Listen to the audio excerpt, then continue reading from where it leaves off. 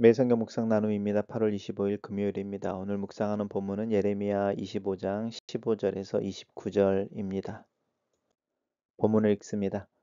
이스라엘 하나님 여호와께서 이같이 내게 이르시되 너는 내 손에서 이 진노의 술잔을 받아 가지고 내가 너를 보내는 바 그 모든 나라로 하여금 마시게 하라.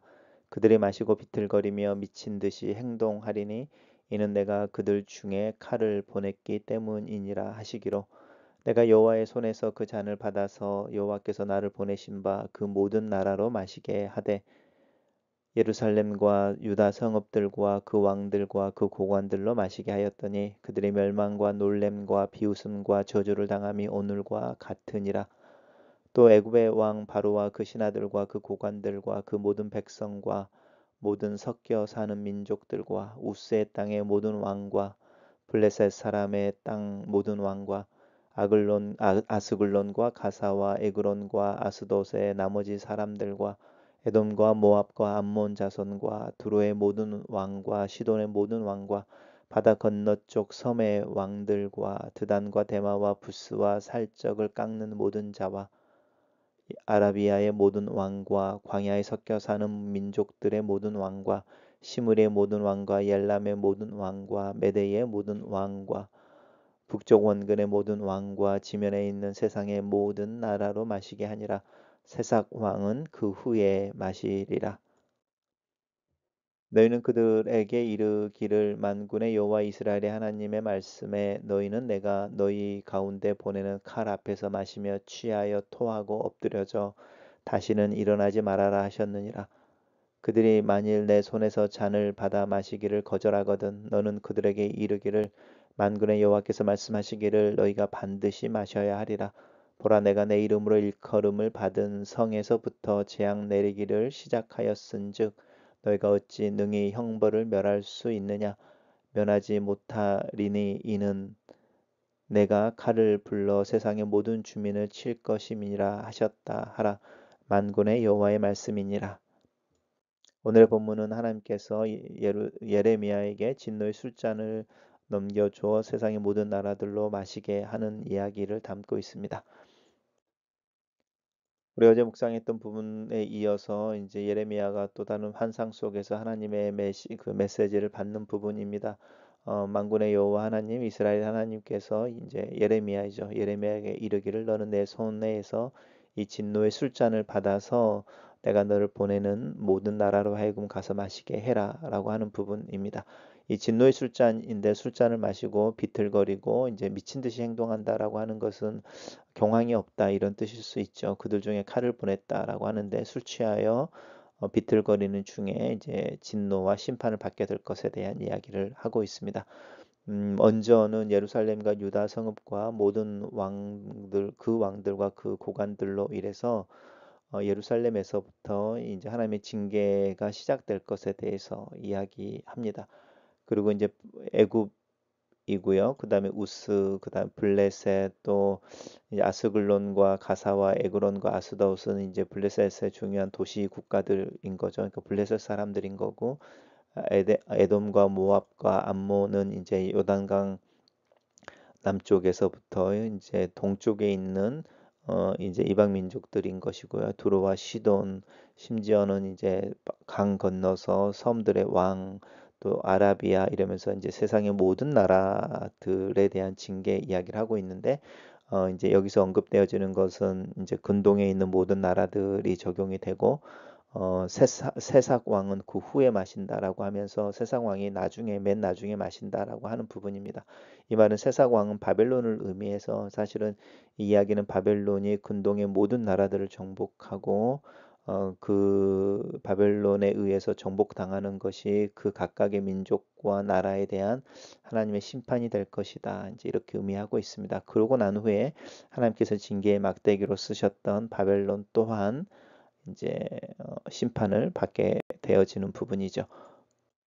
흥미로운 것은 이제 그러니까 특별히 하나님께서 이스라엘 백성들에게 어 이제 가나안을 약속의 땅으로 주셔서 이제 소유권이 그들의 것이 되게 하였지만 그들이 하나님 앞에 순종하지 못함으로 그 땅을 사용하는 사용권은 누리지 못하고 쫓겨나 버리는 거죠.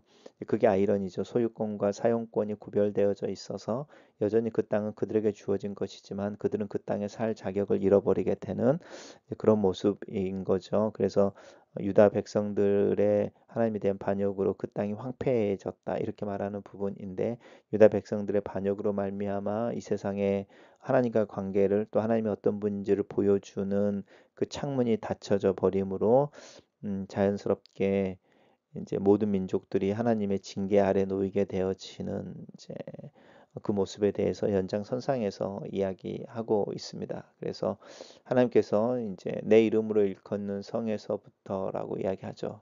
성에서부터 재앙을 내리기 시작하셔서 그 재앙이 세상에 있는 모든 이제 민족들에게 확장되어지는 부분을 이야기하고 있습니다. 만군의 여호와의 말씀이니라.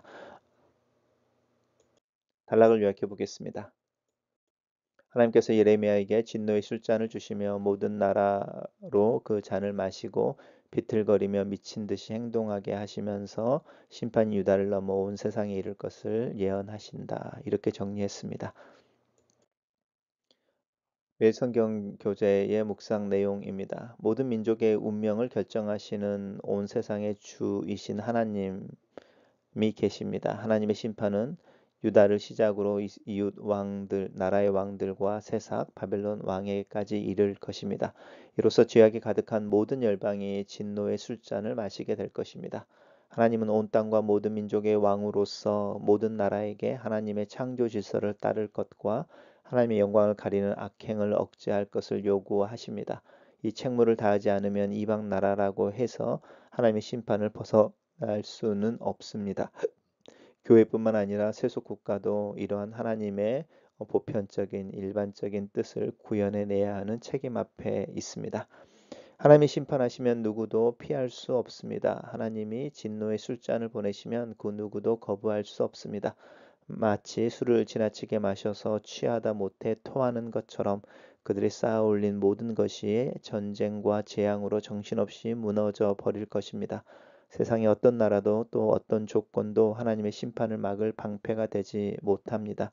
심판을 면할 수 있는 길은 오직 하나, 하나님의 말씀에 순복하는 것뿐입니다.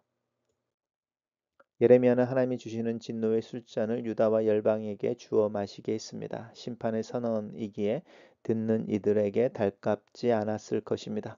말씀을 전하는 사람은 하나님의 사랑을 전해야 하지만 동시에 불순종하는 자가 받을 형벌도 전해야 합니다. 하나님의 백성도 하나님의 진노가 담긴 술잔을 받는 데 있어서 죄가 되지는 않습니다. 오히려 먼저 그 잔을 마셔야 하는 책임 앞에 서게 됩니다. 하나님은 우리를 모든 민족에게 하나님의 복을 흘려보내는 복의 통로, 다른 나라를 하나님께로 인도하는 제사장 나라, 세상의 어둠을 밝히고 부패를 막을 빛과 소금이 되게 하셨습니다. 하지만 우리가 빛을 잃고 스스로 부정해진다면, 그래서 세상이 더 어둡고 더러워진다면 하나님께서는 우리에게 먼저 우선적인 책임을 물으실 것은 분명합니다.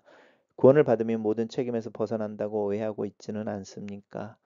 구원은 오히려 영광스러우면서도 무거운 책임, 곧 거룩한 선교의 책임을 받는 것입니다.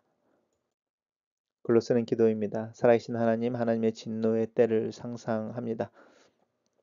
하나님의 사랑과 은혜가 진노의 잔이 되어 쏟아지는 날, 그 날은 나에게 어떤 모습일지 생각해 봅니다.